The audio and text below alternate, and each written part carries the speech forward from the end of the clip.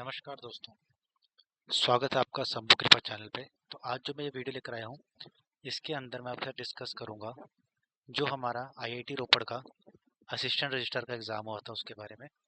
यहाँ मैं आपके साथ में अभी पहले 20 क्वेश्चन डिस्कस करूँगा और नेक्स्ट वीडियो में अगले 20 क्वेश्चन। तो चलिए स्टार्ट करते हैं आज की वीडियो।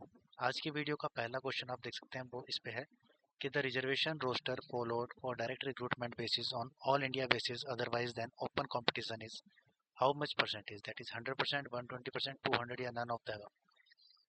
तो मैं आपको एक चीज़ बताना चाहूँगा, जो जैसे एससी होते हैं, एससी के लिए हमें जो चाहिए होता है वो चाहिए होता है हमारे पास में 15%, अगर ऑल इंडिया की बात करें। ठीक है। इसी तरह एसटी के लिए होता है 7.5% और ओबीसी के लिए होता है 27%। ठीक है दोस्तों। तो इस जो क्वेश्चन का आंसर था, बेसिकली इसका आंसर जो था वो अभी थोड़ा डाउटफुल है, लेकिन मैं आपको सिर्फ यहाँ पर ये बता पाऊंगा कि जो एससी के लिए हमारा जो ओपन ऑल इंडिया बेसिस होता है उसमें 15% रिजर्वेशन होती है, एसटी के लिए 7.5% होती है और ओबीसी के लिए 27% होती है। ठीक है। नेक्स्ट क्वेश्चन आया था कि which of the following statement is false with regard to the person whose family also possess EWS, मतलब इकोनॉमिकली वीकर सेक्शन का जो कोटा लगाते हैं। तो ये जो चार ऑप्शन हैं, इसमें से कौन सा गलत है? ठीक है। तो पहला ऑप्शन है कि 5 एकड़ of agriculture land and above. तो हमारे पास में पहला ऑप्शन भी गलत है। 5 एकड़ ऑफ एग्रीकल्चर लैंड उससे कम होनी चाहिए, एंड अबव नहीं होनी चाहिए। ठीक है। दूसरा है residential flat of 2000 square foot and above नहीं होना चाहिए, बिलो होना चाहिए 2000 स्क्वायर या उससे कम। थर्ड है residential plot of 100 square yards and above in notified municipality. तो 100 स्क्वायर यार्ड या फिर उससे कम होना चाहिए, अबव नहीं होना चाहिए। और अगला था residential plot of 200 square yards and above in the area other than notified municipalities. तो ये भी गलत है, 200 स्क्वायर यार्ड्स या फिर उससे कम हो। ठीक है। तो यहाँ पर ये चारों ही चारों फॉल्स है। ओके।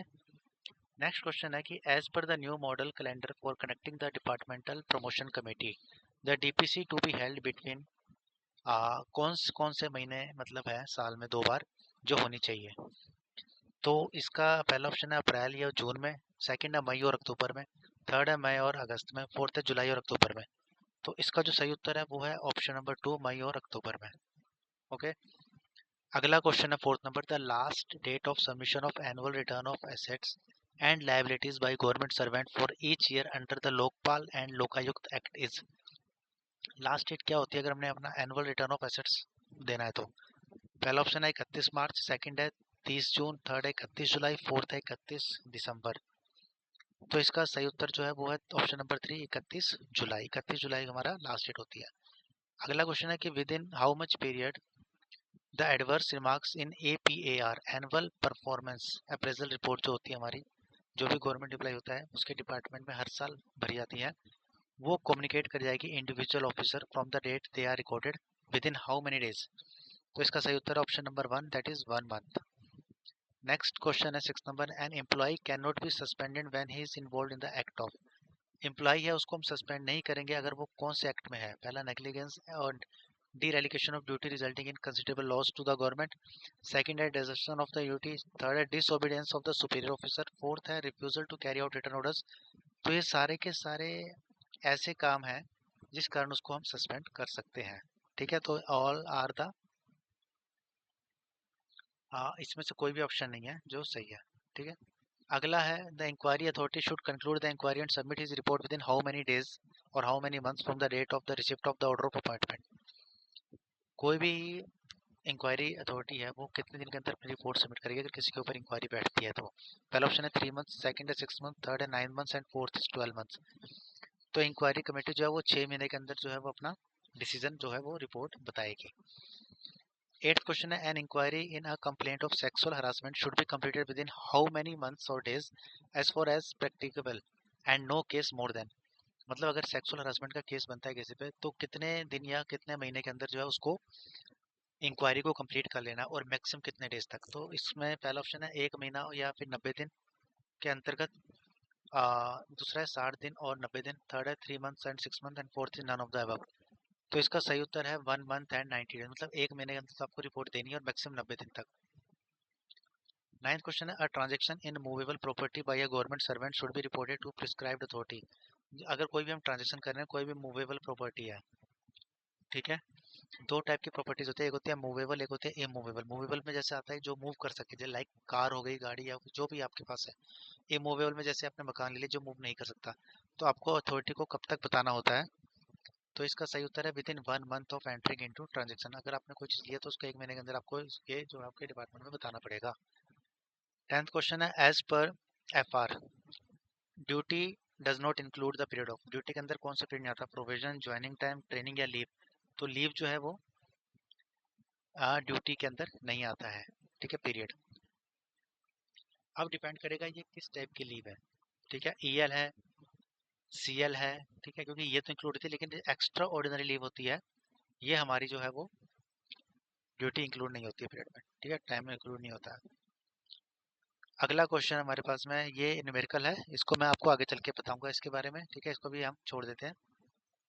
अगला क्वेश्चन है the government servant is entitled for encashment of earn leave up to 10 days at the time of availing LTC provided he should have a balance of how many days of EL credit after deduction of the leave availed for LTC and leave encashment।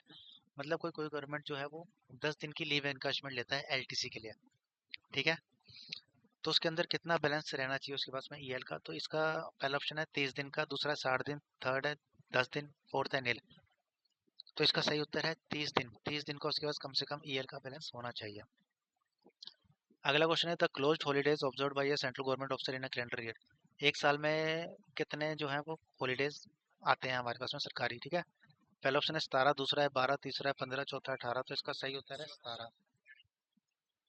Okay. अगला है mark the incorrect one. ये बोल रहा है LTC admission during child के leave, सही है। Joining 10 can be combined with casual leave, no, casual leave के साथ में कोई भी चीज ऐड नहीं होती है ज्वाइनिंग टाइम, ठीक है। ये भी सही है कि लीव हम क्लेम नहीं कर सकते हैं, ठीक है। और ट्रांसपोर्ट अलाउंस जो होता है वो एडमिशन नहीं होता है सस्पेंशन में टाइम, ठीक है। नेक्स्ट क्वेश्चन है 15 the minimum age of claiming reimbursement of children education. Children education allowance अगर लेना है तो उसके लिए मिनिमम एज कितनी है? हमारे पास मैक्सिमम एज का बार है लेकिन मिनिमम एज का कोई बार नहीं है, तो सो नो मिनिमम एज।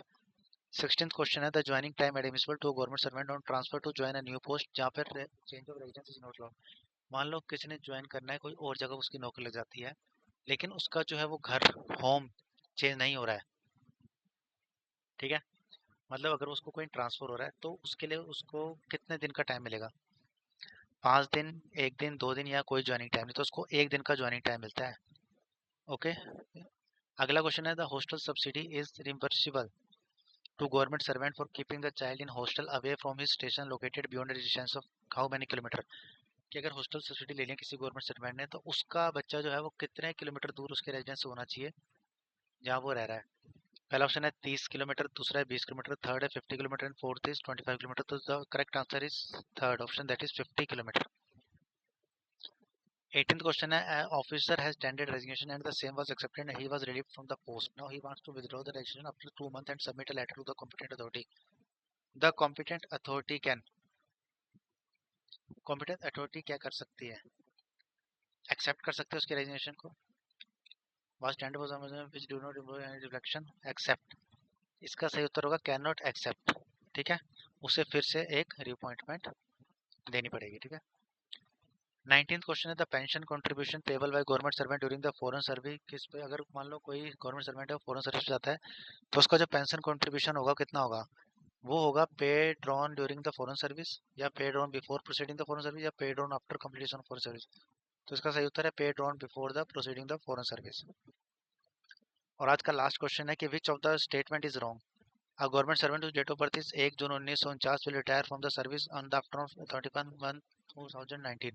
तो यही ऑप्शन सही है, क्योंकि बाकियों में देखिए आप महीना सेम आ रहा है, 12 सितंबर, 11 सितंबर, 23 जुलाई, 23 जुलाई। हमें पता है मान लो अगर कोई 20 मार्च को पैदा हुआ है, ठीक है, ओके, तो वो रिटायर कब होगा? उसके प्रीवियस मंथ के लास्ट आफ्टरनून को, ठीक है। मान लो इसकी डेट ऑफ बर्थ है 1 जून है, तो ये रिटायर होगा 31 मई को। ओके। तो आज की वीडियो को मैं यहीं पे समाप्त करता हूँ। आई होप आपको मेरी वीडियो आपकी पसंद आएगी। अगर आपको इसमें किसी भी क्वेश्चन में आपको लगता है कि उसका आंसर मैंने गलत है, तो आप कमेंट सेक्शन में जरूर बताइएगा, ठीक है। चलो, जल्दी आपसे नई वीडियो, तब तक के लिए धन्यवाद।